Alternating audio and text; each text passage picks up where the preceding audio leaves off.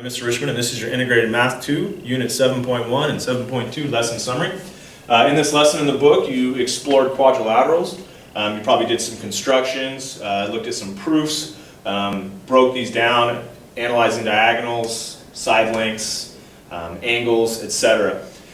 So there's a lot of exploring going on in that section. So for this lesson video, I really am just going to summarize the very massive quantity of information you discovered there. And I would probably say it's a little too much information to memorize. That's why we like you to explore it, because you tend to get a better understanding of how these diagonals work and split these properties up. But I'm going to summarize them for the most part and try to focus on the things that are probably the most important for you to take from this.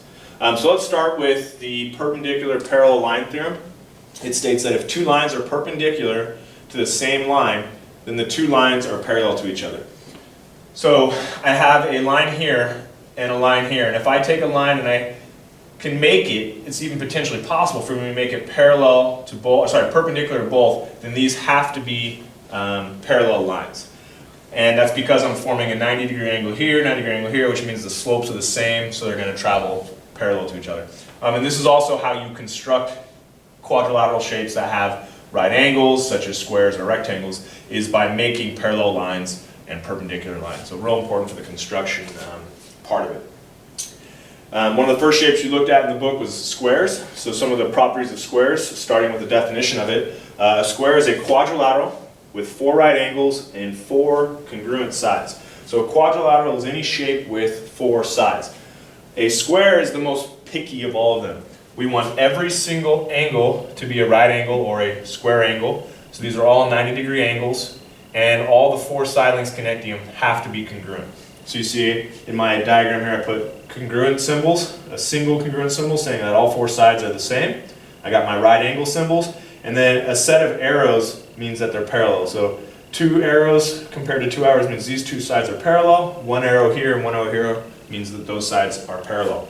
Now, more specifically, and probably more of the information you haven't seen yet, is what are some of the rules or some of the patterns that happen with the diagonals here.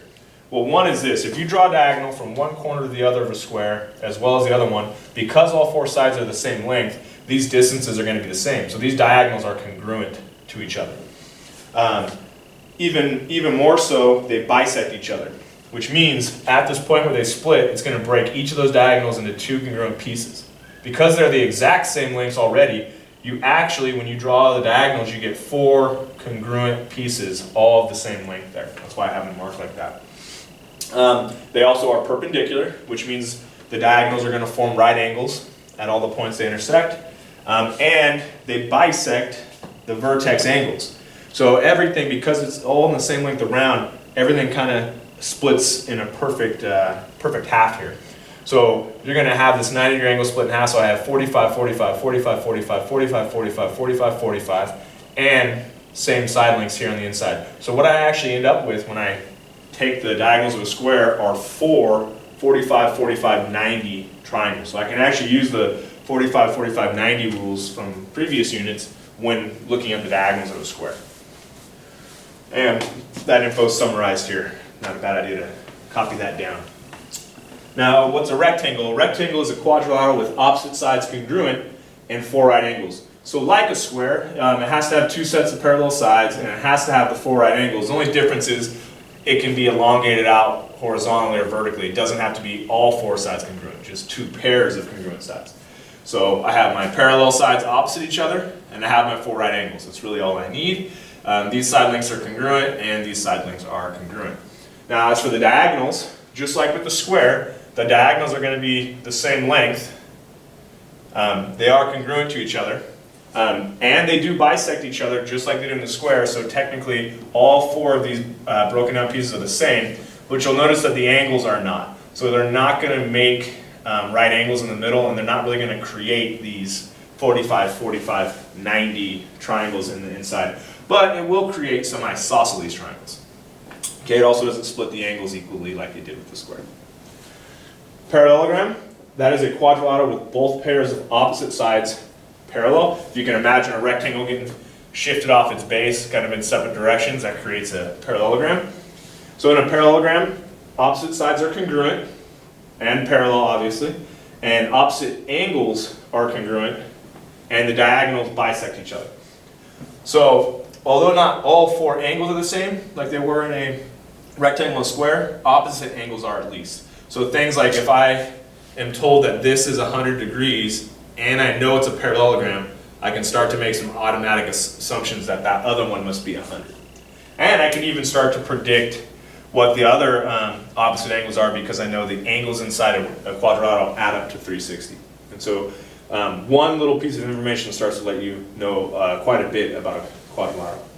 As for the diagonals, the only big thing you're going to have here is that they bisect each other. So they're not actually necessarily congruent like they were here. The diagonals can be different lengths, so depending on the shape of the parallelogram, they can be different lengths, but they will still bisect each other into 2 equal parts.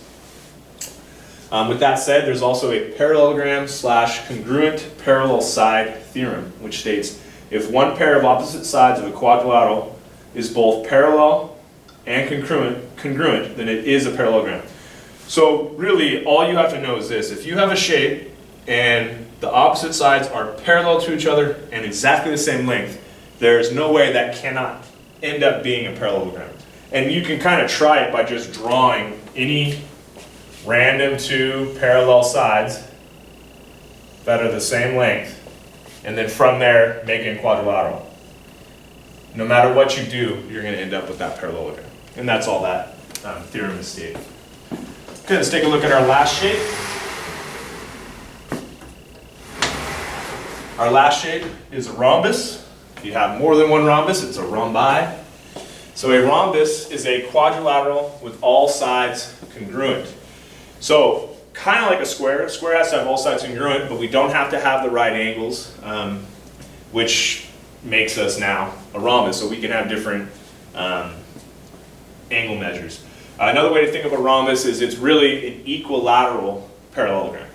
Okay? And in a rhombus, there's some special rules. Obviously, all 4 sides are congruent. A lot of times that's going to then create parallelogram, parallel opposite sides. But also, is when we're looking at the diagonals, we're going to go back to some of the things we had with the square. When you have all 4 sides being the same length, like you did in a square, your diagonals are going to end up being congruent and have some bisecting going on. So here the diagonals do bisect, the diagonals are perpendicular, not congruent. The diagonals are perpendicular like they were in a square, and they still are bisected, but not necessarily the same length. We have a shorter length one way than we do the other in regards to the diagonals. And they do bisect the opposite angles. So the diagonal drawn here is going to bisect this into 2 congruent angles, and this into 2 congruent angles, etc. And I know that this is a lot to take in for quadrilaterals as far as what all these diagonal rules do. And so one thing I'll say is if you forget a rule, don't just assume now you're going to get the problem wrong and not make guesses. With a lot of these shapes, even if you're not 100% sure, what the rule of the diagonal is, you can use your best judgment based on, lengths and things like that. So if I had a diagonals on a rhombus on a test like this, and I don't really remember the rules with that, I can literally measure the diagonals with my pencil and see that these definitely are not the same length. So I'm going to eliminate that idea there. And I can use a ruler or my pencil to see, oh, these are congruent because they're keeping the same length. It's hard to draw a shape on a test or homework or anything without keeping it to these scales. So use measurement, whether it's indirectly with a pencil, to kind of remind yourself or double check your theorems. You can even check angles. Like when I'm looking at these angles, I can see that these are forming right angles. So if you ever in doubt or don't remember the theorem, look at it on the test and measure it. Does the angle look like a right angle? And it probably is. Do those segments look congruent? Then they probably are. So you can use that to kind of help you. It's hard to memorize all of it. So let's try a couple example problems. I took these from the book. There's a lot, obviously, with the different shapes, and I don't really have time to do all of them, but I just wanted to give you a couple ideas of how you can use some algebra here to basically test your knowledge of these properties and also give us a chance to practice the algebra skills which we haven't been seeing much of so far. So it says solve for x and y in the parallelogram. And so some things I need to know right off the bat are what are some of the rules for parallelogram. And if you remember them, great. Opposite sides are parallel. I also remember that opposite sides are congruent. But if I didn't remember that, again, just take a quick look, take a quick measure. those sure do look equal, so I can set them equal. If this side is supposed to be congruent to this side, then I can create an equation. 3x plus 1 equals 2x plus 7. Now, some of you might have been like, well, that's not the one I did, Richmond. I took 2x and set it equal to y plus 2 because I know that those are the same length. But, like I've been telling you since the beginning, if you ever are in algebra and you're trying to write an equation and you have two variables in it, you're not going to be able to solve it like that. That's going to cause an issue. So when that happens, look for the one that might be the better bet. This is solvable. The only variable is x. So let's take care of that first. We'll deal with this guy later. So I'm going to subtract the 2x over. I get x plus 1 equals 7. I'm going to subtract 1 over. And I got that x equals 6. Now, double check it. Plug it back in. 3 times 6 is 18. Plus 1 is 19. So this side length should be 19. Plug in the bottom one. 2 times 6 is 12. Plus 7 is 19. So they're congruent, like they are in a parallelogram. I feel pretty confident about that. And now that I know what x is, I can replace x with the number 6 anywhere else in this problem that I want. So now that problem becomes solvable because I have more knowledge on what it is. So it's 2 times 6 equals y plus 2, or 12 equals y plus 2, or in other words, y equals 10, as I solve that equation nicely.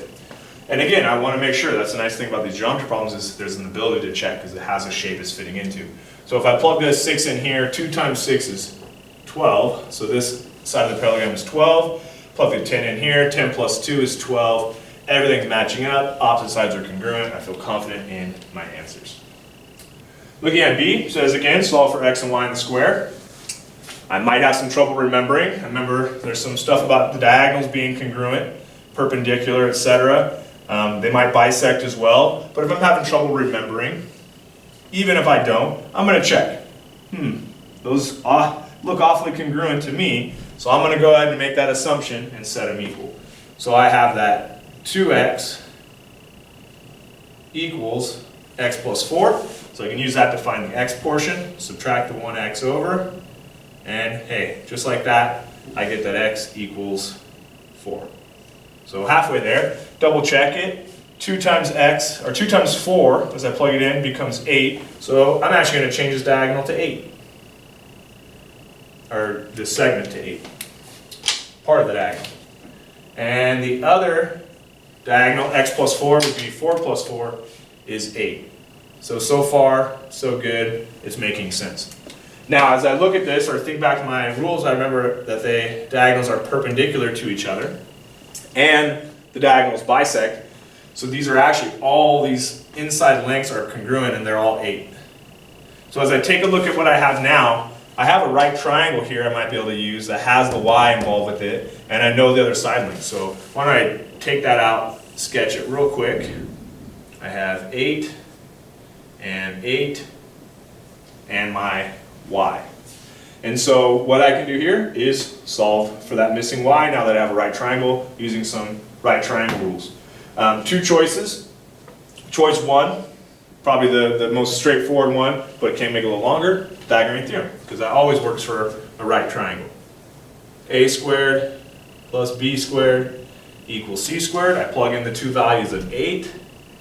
8 squared plus 8 squared equals c squared. 8 squared is 64. 64 plus 64 is 128.